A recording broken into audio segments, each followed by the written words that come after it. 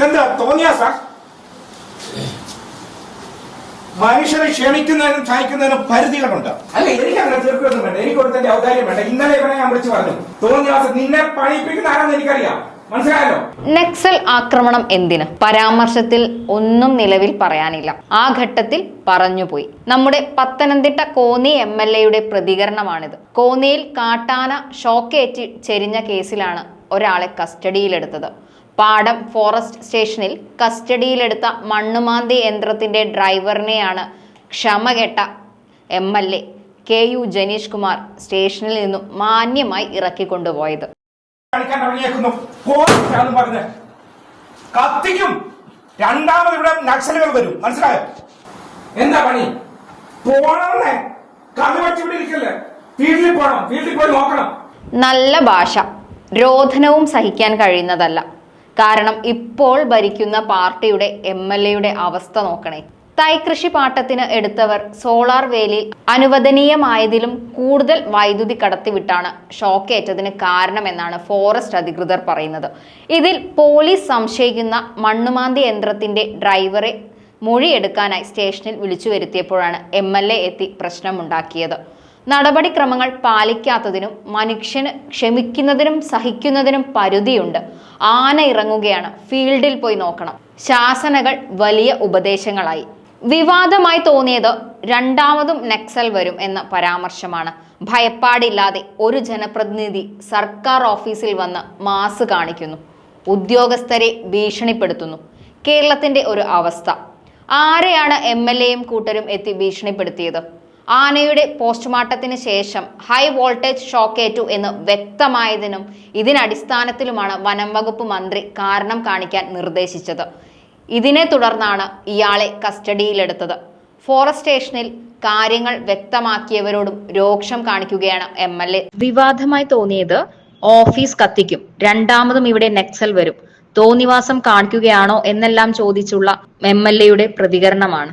ഇത്തരത്തിലാണോ ഒരു MLA പെരുമാറേണ്ടത്?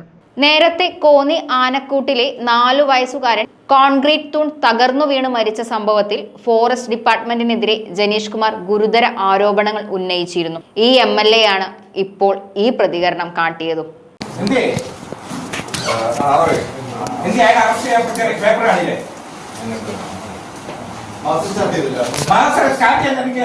നിയമമാണെന്ന് ചോദിച്ചുള്ളൂ. ഒരാളെ arrest ചെയ്യുമ്പോൾ നടപടിക്രമങ്ങളുണ്ട്. അറസ്റ്റ് പേപ്പർ കാണിക്കുക, അറസ്റ്റ് ചെയ്ത പേപ്പർ കാണിക്കുക, രേഖപ്പെടുത്തിയില്ലേ? പിന്നെന്താ കൈ ഓർമ്മ മേടിച്ച് വെക്കാനോ? എടുക്കേ, അറസ്റ്റ് രേഖപ്പെടുത്തിയിട്ടില്ലല്ലോ, എടുക്കേ. ഇതെന്താ തോന്നിയാ സാർ?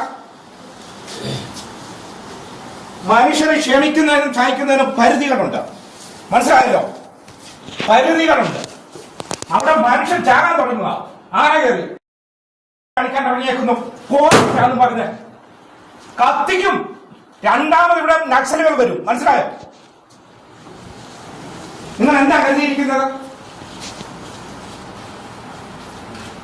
എടാ, അവിടെ ജനങ്ങൾ പ്രതിഷേധിച്ച് നിൽക്കുക, ആന വന്നിറങ്ങുന്നത്. എന്നിട്ട് പാവങ്ങളെല്ലാം പിടിച്ചോണ്ടെങ്കിൽ പോരുക. എന്നിട്ട് നിങ്ങൾക്ക് യഥേഷ്ടം പ്രതിയാക്കുക. എന്ത് ചെയ്യാൻ ചെയ്യേ? നിങ്ങൾ കസ്റ്റഡി താഴെ ചെയ്യേ. നിനക്കെന്താ ഇല്ലാത്ത റോള്? നിനക്കെന്താ റോള്? എന്തിനാ നിന്നെ വിളിച്ചോണ്ട് വന്നേ? ആനക്കെ ആന ചത്തു. നീ എന്ത് ചെയ്തു? ഏതാ? അല്ല, എനിക്ക് അങ്ങനെ തീർക്കൊന്നും വേണ്ട, എനിക്ക് കൊടുത്തതിന്റെ ഔദാര്യം വേണ്ട. ഇന്നലെ ഇവനെ ഞാൻ വിളിച്ചു പറഞ്ഞു, ഞാൻ ഉയർന്ന ഫോറസ്റ്റ് ഓഫീസറുമായി സംസാരിച്ച് ഈ കാര്യത്തിൽ വ്യക്തത എടുത്തോളാം. തോന്നിയാസം നിന്നെ പണിയിപ്പിക്കുന്ന ആരാന്ന് എനിക്കറിയാം, മനസ്സിലായല്ലോ? അതിന് വ്യക്തത വരുത്താം. എടാ, ഇവർക്ക് ആന ചത്തു. ആന ചത്തെങ്കിൽ അതിനെന്തെങ്കിലും ഇതുണ്ടെങ്കിൽ അവർ ഇലക്ട്രിസിറ്റി റിപ്പോർട്ട് വാങ്ങട്ടെ. ഇലക്ട്രിസിറ്റിക്കാർ പോയി പരിശോധിച്ചു. ഞാൻ അവരോട് സംസാരിച്ചു. ഒരു സാധ്യതയില്ല സാറേ എന്ന് പറഞ്ഞ് അവിടെ കറണ്ട് കൊടുക്കാൻ ഒരു സാധ്യതയില്ലെന്ന്. പിന്നെ എങ്ങാനും ഈ പാവം പിടിച്ചോ, അവൻ ഈ നാട്ടുകാരനല്ലല്ലോ, അവൻ ഇവരെ ഓരോ അറിയിക്കണമെന്ന്. നിനക്കൊക്കെ എന്താ പണി? നിനക്കൊക്കെ എന്താ പണി? എന്താ പണി? പോണേ, കണ്ണു വച്ച് ഇവിടെ ഇരിക്കല്ലേ, ഫീൽഡിൽ പോണം, ഫീൽഡിൽ പോയി നോക്കണം, മനസ്സിലായോ?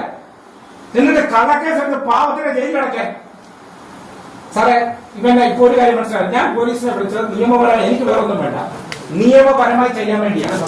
എനിക്ക് ഞാൻ പോലീസിനെ വിളിച്ച ആരെ വീഡിയോ എടുക്കാൻ വീഡിയോ എടുക്കരുത്.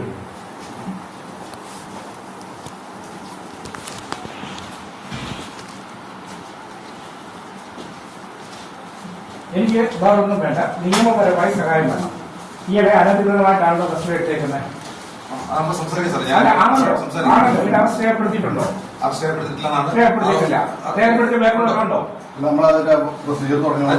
നിങ്ങൾ അറസ്റ്റ് ചെയ്ത് കൊണ്ടുവച്ചിട്ടല്ല പ്രൊസീജിയർ തുടങ്ങുന്നത്. ആദ്യം അയാളോട് ചോദിച്ചിട്ട് അയാൾ അതിന് വെയിറ്റിംഗ് ആയി. അയാൾ പറഞ്ഞ കാര്യങ്ങൾ അറസ്റ്റ് ചെയ്യാൻ പാകത്തിലുള്ളതാണെന്ന് പറഞ്ഞു. നമ്മൾ അതിന്റെ പ്രൊസീജിയർ സ്റ്റാർട്ട് ചെയ്ത് തുടങ്ങി. നിലവിൽ അയാൾ അറസ്റ്റിലാണോ? നിലവിൽ സ്റ്റാർട്ട് ചെയ്ത് നിങ്ങൾ അയാൾ നിലവിൽ അറസ്റ്റിലല്ല, നിങ്ങൾ അയാളെ കസ്റ്റഡി എടുത്തപ്പോൾ നോട്ടീസ് കൊടുത്തത്. അത് അയാളടുത്ത് ഒന്ന് ചോദിച്ച് അയാൾ അതിനകത്ത് ഉണ്ടെന്ന് ഇൻവോൾവ് ആവണമെന്ന് തോന്നിയത് കൊണ്ട്. അല്ല, നിങ്ങൾക്ക് ഇതിനകത്ത് നിങ്ങൾ ഇൻവോൾവ് ആണോ? എടാ അയാൾ എന്ത് ഇൻവോൾവ്? എടാ അയാൾ എന്താ കുറ്റം ചെയ്തത്?